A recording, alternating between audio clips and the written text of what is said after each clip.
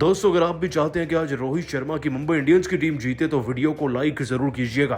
दोस्तों, लखनऊ के परखच्चे उड़ाने के लिए आज मुंबई इंडियंस की टीम में कई तगड़े बदलाव होंगे और रोहित शर्मा अपनी पहली जीत ढूंढने के लिए किसे टीम में शामिल करेंगे और किसे बाहर, ये सब आपको बताएंगे। लेकिन उससे पहले आप सभी को क्या लगता है आज मुंबई की टीम में रोहित शर्मा को किसे खिलाना चाहिए और किसे नहीं, नीचे कमेंट सेक्शन में जरूर बताइएगा। दोस्तों, आईपीएल में टीमें जीत रही हैं तो कुछ हार रही हैं, लेकिन एक ऐसी भी टीम है जिसने अब तक जीत का मुंह तक नहीं देखा। आपने सही पहचाना, वो टीम है मुंबई इंडियंस की टीम। मुंबई इंडियंस की टीम दोस्तों लगातार अपने 5 मैच हार चुकी है और शायद उन्हीं की वजह से आईपीएल में इतना मातम छाया हुआ है। मुंबई की टीम की दोस्तों कितनी फैन फॉलोइंग है हम सभी जानते हैं।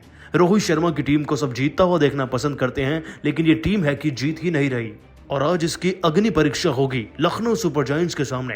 दोस्तों, आपको बता दें कि लखनऊ की टीम तो टॉप 5 में आती है, तो मुकाबला तो कांटे की टक्कर का होगा ही। लेकिन आज रोहित शर्मा को अपनी तकदीर को बदलकर टीम को जिताना भी है, तो जाहिर सी बात है अगर सेम टीम के साथ उतरे तो सेम ही तो रिजल्ट मिलेगा। इसीलिए दोस्तों रोहित शर्मा अपनी प्लेइंग 11 या फिर प्लेइंग पलटन में बड़े बदलाव करेंगे।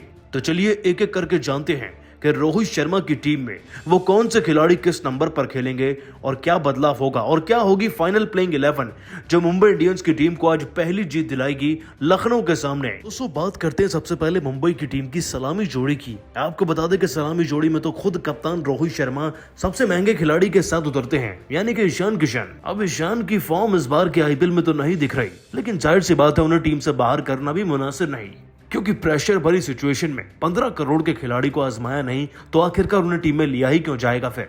तो दोस्तों, सलामी जोड़ी में तो हमें कोई बदलाव नहीं दिखेगा और ना ही इस टीम के मिडिल ऑर्डर में, क्योंकि सबसे तगड़े खिलाड़ी तो टीम के मिडिल ऑर्डर में ही बैठे हैं।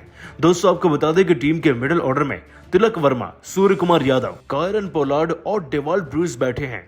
दोस्तों, चारों खिलाड़ियों की फॉर्म अच्छी है, केवल एक को छोड़कर, कायरन पोलार्ड की।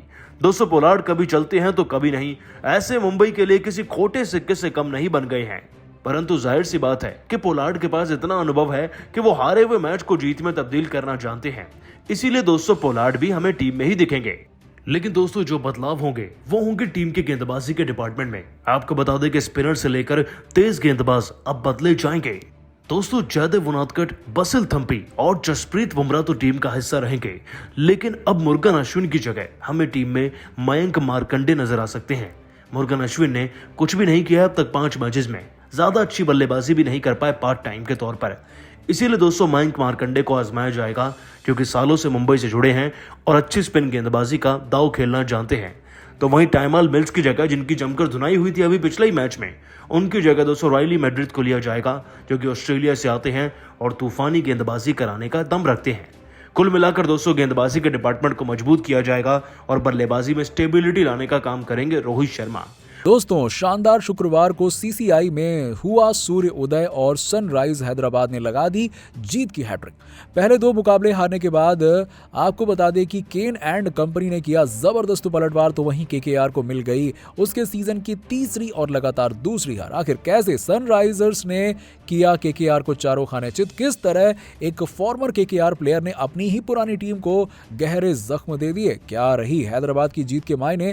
लेकिन उससे पहले आप सभी को क्या लगता है कि राहुल त्रिपाठी और हार्दिक पांड्या में कौन है खतरनाक खिलाड़ी? इस बात का जवाब हमें नीचे कमेंट बॉक्स में जरूर दीजिएगा। दोस्तों, मुंबई के सीसीआई स्टेडियम में हैदराबाद के कप्तान केन विलियमसन ने टॉस जीता और पहले गेंदबाजी चुनी और इस मैच में केकेआर एक नई ओपनिंग पेयर के साथ उतरी। वेंकटेश अय्यर के साथ एरोन फिंच ने नाइट्स के लिए पारी की शुरुआत करी, लेकिन सिर्फ एक बड़ी हिट लगाने से ज्यादा कुछ नहीं कर सके और केकेआर के लिए डेब्यू मैच में सिर्फ 7 रन बनाकर युवा पेसर मार्को यानसन का शिकार बन गए। वहीं दूसरे ओवर में वेंकटेश अय्यर का बल्ला फिर से फ्लॉप रहा। पावर प्ले में ही इनफॉर्म नटराजन ने आते ही पहली ही गेंद पर वेंकटेश के स्टंप्स बिखेर कर उन्हें सस्ते में पवेलियन का रास्ता दिखा दिया, जिसके बाद केकेआर ने रणनीति में बदलाव करते हुए सुनील नारायण को ऊपर प्रमोट किया और नारायण ने पहली गेंद को ही स्टैंड्स में भेजकर बेहतरीन अंदाज में अपना खाता खोल लिया। लेकिन नटराजन ने शानदार वापसी करते हुए नारायण को चलता कर एक ही ओवर में 2 विकेट देकर केकेआर को बैक फुट पर धकेल दिया। महज 31 रन के भीतर ही केकेआर के 3 बड़े विकेट ढह चुके थे और नाइट्स की लड़खड़ाती पारी को संभालने का दारोमदार कैप्टन श्रेयस अय्यर और नीतीश राणा के कंधों पर आ गया। अय्यर और राणा की जोड़ी ने यहां से संभल कर खेलना शुरू किया, लेकिन खराब गेंदों पर बाउंड्रीज लगाने से नहीं चूके और वहीं 8 8वें ओवर में केकेआर ने 50 का आंकड़ा पार कर लिया और फिर अगले ओवर में नए गेंदबाज जगदीश सूचित को 2 चौके लगाकर अय्यर और राणा अपने हाथ खोलने शुरू कर दिए। पर जैसे ही अय्यर और राणा की साझेदारी खतरनाक होती दिखी, 10वें ओवर में युवा उमरान ने एक्सप्रेस पेस से श्रेयस अय्यर को चारों खाने चित करते हुए उनके स्टंप्स बिखेर दिए और अय्यर का बड़ा विकेट निकालकर केकेआर की मुश्किलें बढ़ा दी। अय्यर 25 गेंदों में आपको बता दें कि 28 रन बनाकर पवेलियन लौटे और 70 पर केकेआर को चौथा झटका दिया। हालांकि एक एंड पर राणा जी ने अच्छे से पकड़ कर रखा हुआ था और हैदराबाद के गेंदबाज जमकर बरस रहे थे।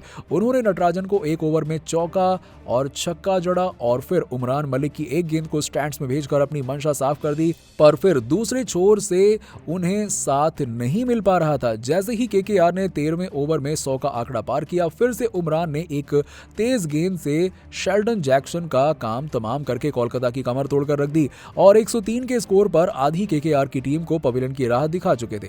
लेकिन नीतीश राणा डटे हुए थे और उन्होंने 33 गेंदों में शानदार अर्धशतक जड़ दिया। वहीं आंद्रे रसेल ने भी आते ही मार्को यान्सन के ओवर में एक बड़ा छक्का लगाकर अपने इरादे साफ जाहिर कर दिए। रसेल और राणा के 6वें विकेट के लिए आपको बता दें कि 26 गेंदों में 39 रन की पार्टनरशिप की। हालांकि 18वें ओवर में राणा 36 गेंदों में 54 रन की शानदार पारी खेलकर नटराजन के तीसरे शिकार बने और आपको बता दें कि इसके बाद सीसीआई में आंद्रे रसेल का तूफान आया और एसआरएच के गेंदबाज रसेल पावर के सामने घुटने टेकते हुए दिखाई दिए। आखिरी 3 ओवर में केकेआर ने 37 रन जड़ दिए, जिसमें रसेल द मसल ने आपको बता दें कि चौके छक्कों की बरसात करते हुए गेंदबाजों की धज्जियां उड़ा दी। रसेल ने आखिर के ओवर में 17 रन लूटे और 25 गेंदों में 4 चौके और इतने ही छक्के ठोककर 49 रनों की धुआंधार पारी खेल दी और उनकी पारी के दम पर केकेआर ने हैदराबाद के सामने 176 रनों का चुनौतीपूर्ण लक्ष्य सामने रख दिया।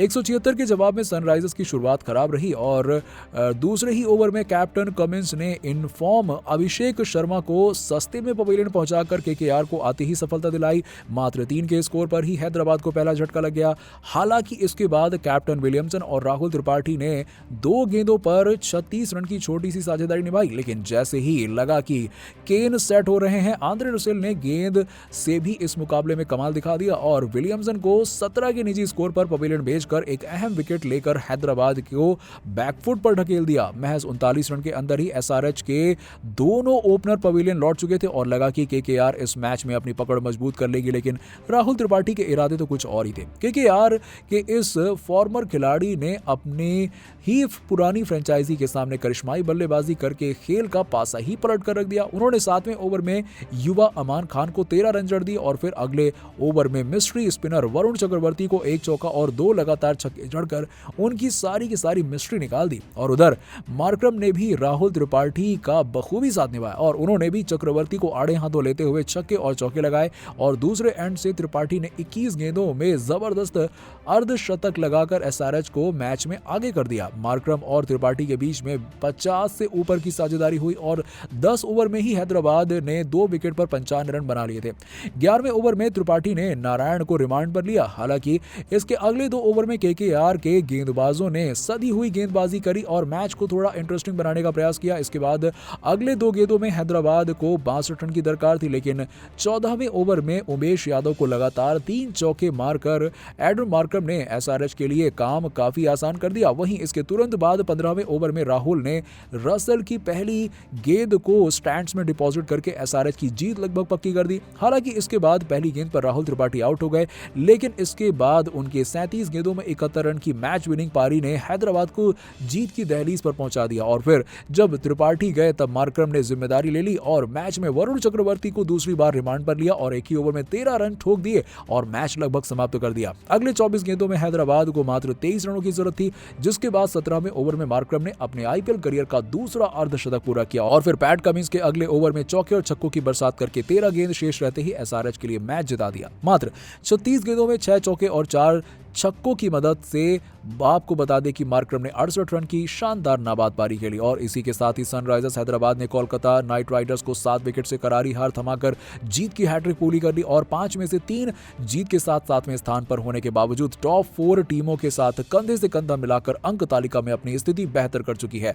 तो दोस्तों, आप सनराइजर्स हैदराबाद की टीम को 10 में से कितने नंबर देंगे, इस बात का जवाब हमें नीचे कॉमेंट सेक्शन में जरूर दीजिएगा और ऐसी ही खबरों के लिए सब्सक्राइब कीजिए हमारे यूट्यूब चैनल को। धन्यवाद।